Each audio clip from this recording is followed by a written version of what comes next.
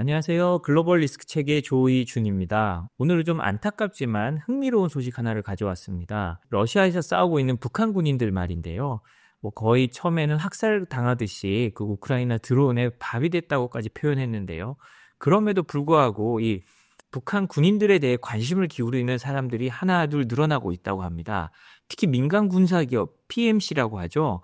민간 군사기업이 북한군에게 관심을 많이 가지고 있다는데요. 어려운 가운데서도 보여준 규율 그리고 이탈자 없는 모습에 약간 민간 군사기업들이 눈독을 들이고 있다고 합니다. 어떤 상황에서도 그리고 불리한 가운데서도 전선을 이탈하지 않고 있기 때문이라고 하는데요. 그 내용 한번 살펴보겠습니다. 끝까지 싸우는 북한 군인 중 1대1로 파수꾼되나? 라는 제목인데요. 1대1로라는 건 여러분들께서 알고 계시다시피 중국의 세계 전략입니다. 과거에 실크로드를 부활시켜 1대1로 사업을 해서 자신들이 전 세계로 퍼져나가겠다는 건데요. 문제는 중국이 1대1로 사업에 어마어마한 자금을 넣으면서 그 중요 시설을 보호하는데 중국의 민간 군사기업들을 쓰고 있다는 겁니다. 그쪽에서 북한 군인들한테 특히 눈독을 들이고 있다는 건데요. 사우스차이나 모닝포스트의 일부 중국 민간 군사기업 PMC가요. 우크라이나 전쟁에서 의외의 모습을 보이는 북한군 병사들에게 관심을 보인다는 칼럼이 나왔습니다. 이 칼럼을 쓴 사람은요. 알레산드로 아두이노 중국과 관련된 민간 보안 전문가라고 합니다. 이 사람이 그 부분에 대해서 어떤 들은 것들에 대해서 한번 종합해서 썼을 것 같은데요. 초기에는 이 북한군이 전선에서 큰 역할을 못할 것이라는 전망이 지배적이었지만 북한군은 강한 사상 무장과 근접 전투 능력을 앞세워서 빠르게 적응하고 있고요. 이는 해외에서 중국 사업장을 지키고 있는 일부 중국 PMC의 관심을 끌고 있다고 합니다. 아두이노는요, 북한군의 강점은 엄격한 이념적 충성도와 강한 전투력이 있다고 분석했습니다. 러시아군과 러시아의 유명한 PMC 바그너 용병단은 종종 조직적 문제와 사기 저하를 겪는 것과 달리 북한군은 철저한 규율을 유지하고 극단적인 상황에서도 임무를 수행하면서 심지어 일부 북한군은 생포되지 않기 위해 술탄으로 자폭하는 모습을 보여주기도 합니다. 때문에 우리가 익히 알고 있듯이 우크라이나군에 생포된 북한 병사는 단 2명에 불과한데요. 이런 모습을 보이니까 중국의 PMC들이 눈독을 들이고 있답니다. 중국의 1대1로는요, 사업장을 지키는 중국 PMC들에게 의존하고 있는데요. 왜냐하면 1대1로 사업이 안정적인 나라가 아니라 주로 이제 개발도상국이나 아니면 저개발 국가를 지원하고 거기다 중요 시설을 만들기 때문에 사실상 중국 군대와 같은 이 PMC들이 거기 진출해서 시설물을 보호하고 있다고 합니다. 그런데 중국 PMC도 여기에 들어갈 사람들을 그동안 구하기가 어렵거든요. 근데 이번 우크라이나에서 보듯이요. 북한 출신 용병들은 낮은 비용으로 높은 충성심을 보장할 수 있고요. 무술과 소부대 훈련이 돼 있고 일부는 심지어 중국어도 유창하게 쓸 수 있다고 합니다. 물론 중국 내에서는 여전히 북한군의 역할에 대해 회의적인 시각도 존재합니다. 그 웨이보 등 중국 소셜미디어에서는 북한군이 전장에서 큰 성과를 내지 못하고 있고요. 일부는 러시아군 내에서 도둑질을 저지르고 있다는 부정적인 여론을 전파하고 있기도 한다는데요. 어찌됐든 중국의 PMC가 북한군에 관심을 보이고 있다는 것 자체만으로도 이게 뉴스가 될 수 있습니다. 왜냐하면 이제 북한군이 러시아 파병을 계기로 오히려 전 세계로 퍼져나갈 수 있는 모습을 보일 수 있거든요. 예를 들면 러시아의 바그너 용병단이 단순히 유럽에만 있고 이번에 우크라이나 러시아 전쟁뿐만 아니라 아프리카에 큰 위력을 발휘하고 있듯이요. 북한 용병단이 그런 식으로 발전할 수도 있는 겁니다. 그러면 이게 다시 북한의 새로운 달러 박스가 될 수 있겠죠. 그리고 이런 것들은요, 글로벌 안보 지형에 큰 영향을 미칠 수가 있습니다. 북한이 단순히 북한이란 국가, 미국이나 서방에서 깡패 국가, 로그네이션이라고 부른 걸 넘어서요, 이런 깡패들을 수출하는 나라가 될 수 있는 겁니다. 특히 북한이란 나라 자체는 코인이나 어떤 진짜 전 세계사적으로 드물게 국가 자체가 어떤 절도 행위를 하고 있는 나라인데요. 그런 거에 더해 어떤 무력을 수출하는 나라가 된다면 북한은 또 다른 변화 그리고 또 새로운 제재를 맞게 되는 그런 상황으로 나아갈 수도 있을 것 같습니다. 러시아로 파병된 북한 얘기를 다뤄봤으니까요. 이제 러시아 얘기를 하나 알아보겠습니다. 로이터 통신이 보도한 건데요. 러시아가 서방 국가들의 러시아 자산 동결에 대한 보복 조치로 새로운 법안을 마련하고 있는데요. 이 법안은 외국 기업 및 투자자들을 러시아 내 동결된 자금을 몰수할 수 있도록 하는 내용을 포함하고 있습니다. 예를 들자면 서방의 경우는요, 러시아의 그 중앙은행 자산을 동결했지 아직 몰수를 하고 있지는 않거든요. 몰수 사례가 없는 건 아닙니다. 영국에 조금 있긴 했는데 그게 아직 대세는 아니고요. 사실 몰수하는 것 자체에는 서방도 아직까지는 소극적이고 조심스러운 모습이거든요. 그런데 이제 러시아도 지켜보다가 서방이 이걸 몰수할 것 같다 이런 생각이 드니까 러시아도 이걸 바꿔가고 있는 겁니다. 왜냐하면 서방에서도 몰수를 검토할 수밖에 없는 게요. 우크라이나에 대한 지원을 자꾸 그 세금으로 해주다 보니까 국내에 반발이 커지고 있는 겁니다. 우리도 못 살겠다. 왜 우크라이나만 저렇게 퍼주느냐라는 얘기가 자연스럽게 나오거든요. 이게 민주주의 사회의 어쩌면 단점이라고 할 수 있는데요. 어떤 대의는 멀리 있지만 국민의 먹고 사는 문제는 가까이 있고, 그렇기 때문에 대의를 끝까지 따라갈 수 없는 게 민주주의 사회의 항상 조금 큰 문제라고 할 수 있습니다. 그런 문제가 이제 유럽에서 그대로 드러나고 있는 거거든요.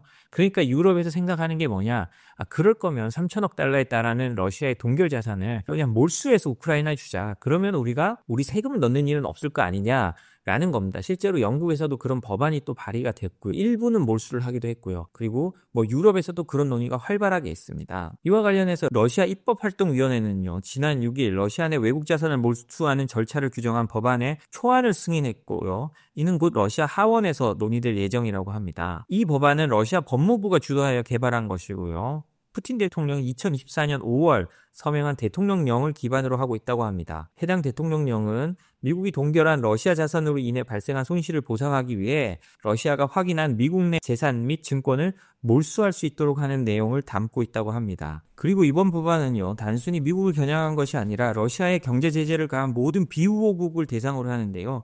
이 비우호국에는요, 미국, EU 회원국, 그다음에 영국, 일본, 캐나다, 호주 뿐만 아니라 한국도 들어가고 있습니다. 한국도 러시아가 정한 비우호국에 들어가거든요. 그래서 한국의 자산도 자칫하면 몰수되거나 할 수 있는 겁니다. 법안이 통과될 경우에 러시아 정부는 국가기관을 통해 외국 자산 몰수 조치를 법적으로 집행할 계획인데요. 몰수 결정을 러시아 중앙은행과 검찰청, 연방정부기관 등 기관들이 중재법원을 제기한 소송을 통해 진행될 예정이라고 합니다. 그리고 로이터는 C형 계좌를 몰수 대상으로 할 거라고 했는데요. 이 C형 계좌가 뭐냐면 러시아 정부가 2022년 도입한 계좌 유형으로요, 서방 국가들이 러시아 금융 시스템에서 자금을 인출하지 못하도록 차단하는 기능을 수행하고 있다고 합니다.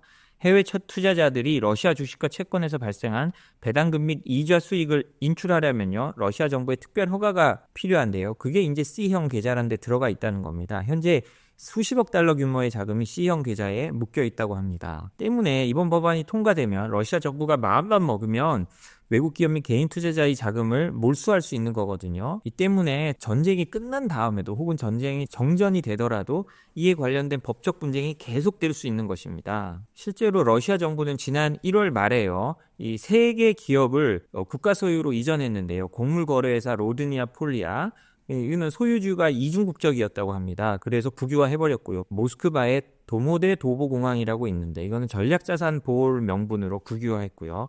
러시아 최대 창구 운영업체 레이븐 러시아도 전략자산 보호 명분으로 국유화했다고 합니다. 이것들이 다 다른 외국인들의 소유가 있고 외국인들이 지분이 있었는데 이거를 국유화해버린 거죠. 이 법안이 현실할 경우에요, 특히 수십억 달러의 그 외국 자산이 몰수될 경우에요, 글로벌 투자자들뿐만 아니라 서방 정부와 러시아 간의 외교적 긴장도 더욱 고조될 것으로 보입니다. 서방 국가들은 그러면 이때다 하고 그 러시아의 동결된 3천억 달러를 몰수할 수 있겠죠. 그리고 어차피 사실은 러시아 입장에서도 이 돈은 못 돌려받을 겁니다. 왜냐하면 서방이 이 3천억 달러의 이자를 가지고 우크라이나 재건 비용을 지원하기로 했기 때문에 사실 러시아도 이 돈 다 떼인다고 생각하고 아마 이런 조치를 취하는 것 같습니다. 미국의 키스 켈로그 우크라이나 러시아 대통령 특사가요, 그 현재 대러 제재에 대해서 한마디를 했는데요.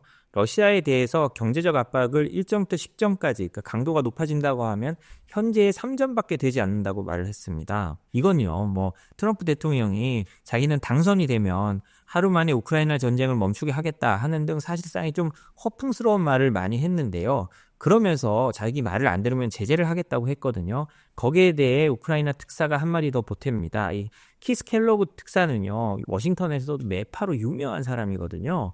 이 사람이 지금 러시아에 대한 제재는 10점 만점에 3점밖에 안 된다고 말한 겁니다. 저는 그러면서요, 현재 제재 수준이 최대치의 절반에도 미치지 않고 특히 러시아 에너지 부분을 겨냥한 제재를 더욱 강화할 여지가 크다고 강조했습니다.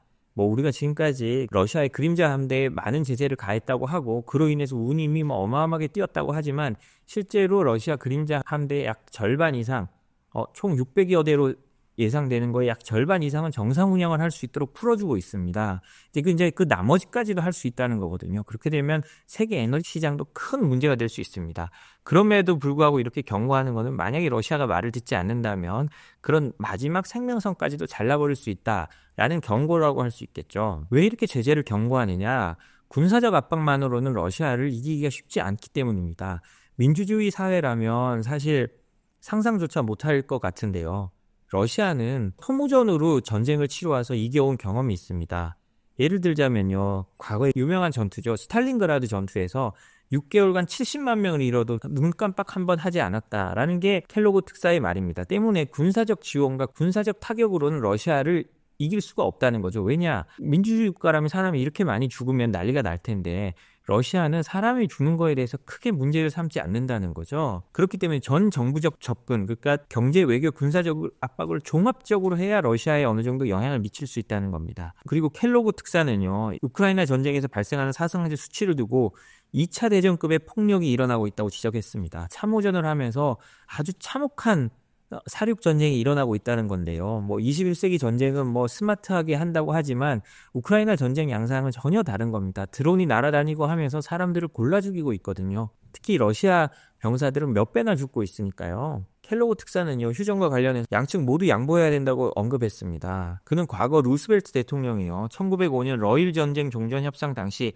러시아와 일본 양측을 중재해서 양보를 이끌어낸 사례를 언급하면서요, 트럼프도 유사한 접근법을 사용할 수 있다고 밝혔습니다. 미국이 정말 제재 수위를 높일지는 한번 지켜봐야 될 것 같습니다. 왜냐하면 트럼프 대통령이 늘 휘발유 가격을 낮추겠다고 한 사람인데 러시아에 대한 제재가 가속화되면 가속화될수록 기름값은 올라가는 부작용이 있거든요. 트럼프 대통령이 미국 내 자원 개발, 미국 내 석유 개발을 가속화하겠다고 말을 했지만 실제로 허가하고 시추하는 데까지 걸리는 시간은 몇 년 걸리기 때문에 유가가 요동칠 수가 있는 겁니다. 그래서 실제로 이런 제재가 일어나는지는 봐야 되겠지만 미국의 판단을 어느 정도 읽을 수는 있습니다. 러시아를 군사력으로 굴복시키는 건 어렵다. 단순히 힘이 세서 그런 게 아니라 아무리 죽어도 그대로 버틸 거기 때문이다 라는 판단 때문입니다. 이렇게 되면 사실 또 다른 아예 무슨 모스크바로 진군하지 않는 이상은 방법이 없잖아요. 그렇기 때문에 제재와 같은 좀 더 현실적인 방법으로 러시아를 압박하겠다는 것으로 보입니다. 오늘 저희가 준비한 소식은 여기까지입니다. 저희 소식이 도움이 됐다면 구독과 좋아요, 알림 설정 부탁드리겠습니다. 감사합니다.